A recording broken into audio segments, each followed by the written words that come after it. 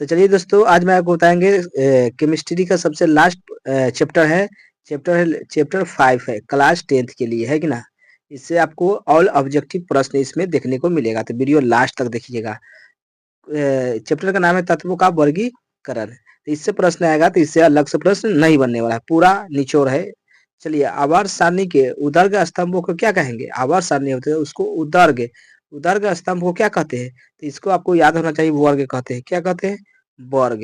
अगला प्रश्न, आवर्त सारणी के प्रथम वर्ग के सदस्य होते हैं, तो प्रथम वर्ग के सदस्य कैसा क्षारीय होगा? कैसा होगा? क्षारीय होता है ये प्रथम वर्ग के सदस्य। अगला, आवर्त सारणी के शून्य समूह तत्व होता है, शून्य समूह कौन होता है? हीलियम। He मतलब हीलियम, तो हीलियम कहाँ गया? बी में है। मीथेन में कितने सहसंयोजन बंधन होते हैं? तो मीथेन CH4 होता है कि ना? तो ये कितना है? 4, तो 4 हो जाएगा आपको आंसर 4। अगला, आधुनिक आवर्त सारणी में तत्वों के वर्गीकरण का आधार है। तत्वों का वर्गीकरण करने का आधार किस पर है? तो ये परमाणु संख्या के आधार पर है ना। तत्वों के अगर वर्गीकरण करना है तो परमाणु संख्या के आधार पर अलग अलग कर सकते हैं।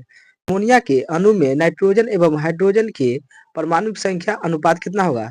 देखिए, अमोनिया होता है, उसमें नाइट्रोजन और हाइड्रोजन होता है, इसमें कितना होता है? तो 1:3 होता है। इतना आपको पता होना चाहिए। तो आपको कौन हो जाएगा? 1:3। तो आपको हो जाएगा सी, है कि ना। लोहे की परमाणु संख्या कितना होता है? 26 होता है। कितना होता है? 26। तो आपको 26 याद कर लेना है, लोहे की परमाणु संख्या। क्वेश्चन है, आधुनिक आवर्त सारणी में वर्गों की संख्या एवं ऊर्ध्वाधर स्तंभों के समूह की संख्या कितना होता है? यानी आवर्त सारणी की संख्या कितना होता है, ये आपको पता होना चाहिए। 18 होता है। कितना? 18। तो आपको हो जाएगा बी आंसर। अगला, ओजोन के एक अणु में ऑक्सीजन की परमाणु संख्या कितना होता है? तो ओजोन में O3 होता है। तो कितना हो जाएगा? 3 हो जाएगा आंसर, है कि ना। 3 हो जाएगा आपको आंसर। आवर्त सारणी के आवर्त आवर्त क्षैतिजों की पंक्तियां कितना? देखिए, क्षैतिज की बात आ गया, तो कितना होता है? नीचे से ऐसे होती है, इसको क्षैतिज कहा जाता है, इसको आवर्त कहा जाता है, इसको क्षैतिज कहा जाता है। तो ऐसे नीचे होती है, तो कितना होता है? 7 होता है कि ना। 7 होता है आंसर। प्रश्न, हीलियम कैसा तत्व है? तो हीलियम कैसा है? अक्रिय है। कैसा है? अक्रिय। हीलियम कैसा है? अक्रिय तत्व है। तो आपको हो जाएगा ए आंसर। अगला है, आवर्त सारणी में कितने आवर्त होते हैं? आवर्त अभी बताए हैं, कितना होता है? 7 गो।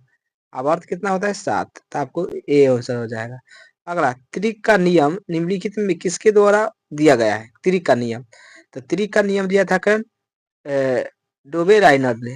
डोबे राइनर के द्वारा दिया गया। अष्टक नियम इनमें किसके द्वारा दिया गया है? अष्टक का नियम, लोथेर मेयर, मेंडलीफ, डोबे राइनर, इसमें से कोई नहीं। डी में आपको आंसर होगा, जी इसमें नहीं दिया हुआ है। दिया था न्यूलैंड्स। न्यूलैंड्स न्यूलैंड्स आपको याद कर लेना है, जो अष्टक का नियम दिया था। मेंडलीव के आवर्त नियम के अनुसार तत्वों के गुण धर्म इनमें से किसका आवर्त फलन होता है? आवर्त फलन किसका होता है? परमाणु द्रव्यमान के। आवर्त फलन की बात करेगा तो परमाणु द्रव्यमान। मेंडलीव ने तत्वों को बढ़ते क्रम में वर्गीकृत किया है, किसके आधार पर? तो ये परमाणु द्रव्यमान के आधार पर। अगला, परमाणु आवर्त सारणी के किसी समूह के तत्वों में तत्वों के विद्युत धनात्मक अभिलक्षण ऊपर से नीचे की ओर जाने पर क्या होता है? ऊपर से नीचे की ओर जाने पर क्या होगा? तो आपको पता होना चाहिए, बढ़ता है। आवर्त सारणी के किसी भी आवर्त के बाएं से दाएं जाने पर पर तत्वों की ऑक्साइड के अम्लीय प्रकृति कैसा होगा? अगर बाएं से दाएं जाएंगे, यानी इधर ये बाएं है, ये दाएं है, इधर से इधर जाएंगे तो क्या होगा? ये आपको पता होना चाहिए, ये बढ़ता है। क्या होता है? बढ़ता है। अगला, निम्नलिखित में कौन सबसे अधिक अभिक्रियाशील हाइड्रोजन है? सबसे ज्यादा अभिक्रियाशील हाइड्रोजन तो कौन है? तो फ्लोरीन है। कौन है? फ्लोरीन। अगला, निम्नलिखित में कौन सबसे अधिक क्षारीय है? क्षारीय मतलब कौन होता है? Na2O। Na2O आपको हो जाएगा क्यों? A answer. अगला, आवर्त सारणी के समूह एक वन तत्व समूह के क्या कहेंगे? आवर्त सारणी के समूह के तत्वों को क्या कहेंगे? तो आपको पता होना चाहिए, संक्रमण तत्व नहीं कहेंगे, ये भी नहीं कहेंगे। आपको क्षार धातु आपको याद कर लेना है। क्षार धातु, क्षार धातु आपको याद कर लेना है। धातु जिसमें नहीं दिया है। आवर्त सारणी के समूह के तत्वों को क्या कहेंगे? क्षार धातु। मैग्नीशियम आवर्त सारणी के किस समूह का सदस्य है? मैग्नीशियम, ये आपको पता चाहिए, भाग 2 में। भाग 2 में है मैग्नीशियम, भाग 2। तो आपको भाग 2 हो जाएगा, यानी समूह 2। तत्वों के निम्नलिखित जोड़ों के किनके रासायनिक आचार समान होता है? किसका किसका समान होता है? नाइट्रोजन और फास्फोरस, ये दोनों का नाइट्रोजन और फास्फोरस, ये आपको याद कर लेना है। लिखित तत्वों में से किसकी संभावना है कि वह आध्यात्मिक अभिलक्षण को प्रदर्शित कर सकता है? तो ब्रोमीन को, ब्रोमीन को अभिलक्षण कर सकता है। पढ़े। आधुनिक आवर्त सारणी का दीर्घात्मक रूप से किसका प्रस्तुतीकरण है? किसका है? मोलो का। अगला, निम्नलिखित तत्वों में से सबसे अधिक आध्यात्मिक गुणधर्म को प्रदर्शित करता है, तो कौन करता है? तो ये आपको पता होना चाहिए, क्लोरीन को। किसने कहा कि तत्वों के मूल गुणधर्म उनके परमाणु संख्या है, न कि उनकी परमाणु द्रव्यमान? किसने कहा था? ये आपको पता है, मोले ने। कौन कहा? मोले, मोसले, ओकरे कहता है मोसले। अगला, आधुनिक आवर्त नियम के अनुसार तत्वों के गुणधर्म कैसा होना चाहिए? तो ये आपको पता होना, द्रव्यमान आवर्त फलन, गलत। परमाणु संख्या का आवर्त फलन, ये आपको बी हो जाएगा आंसर सही। अगला प्रश्न है, आधुनिक आवर्त सारणी में बाईं से दाईं ओर जाने पर क्या होगा परमाणु की साइज? तो ये आपको पता चले, कहाँ से जाने पर?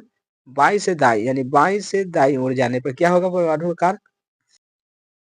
तो ये बढ़ता है। कैसा होगा? बढ़ेगा। अगला,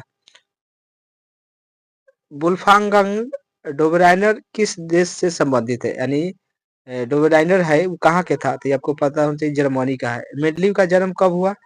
तो ये 1834 में मेंडलीव का जन्म हुआ था। भारतीय संगीतीय प्रणाली में संगीत कितने सुर होते हैं? कितने सुर होते हैं संगीत का? ये आपको पता होना चाहिए, 7 होता है। अगला, सारेगामा पा धा सा। जब मेंडलीव ने अपना कार्य प्रारंभ किया तब उतने कितने तत्व थे? तो कितना था शुरू में? 63 तत्व थे। कितना? 63। अगला, आधुनिक आवर्त सारणी में परमाणु साइज को क्या पता चलाता है? तो क्या पता चलाता है? ये आपको पता होना चाहिए, परमाणु त्रिज्या। अगला, 1 पीएम यानी 1 पिकोमीटर कितने मीटर के बराबर होता है? तो ये आपको पता होना चाहिए, है कि ना? तो 1 पिकोमीटर यानी 1 पीएम बराबर होता है 10-12 एम, मतलब मीटर। चलिए आगे बढ़ जाते हैं। किसी भी तत्व के संयोजकता को कैसे निर्धारित करते हैं? तो उनके इलेक्ट्रॉनिक संख्या के आधार पर। तो चलिए वीडियो के जितना हो सके शेयर। वीडियो देखने के लिए थैंक्स।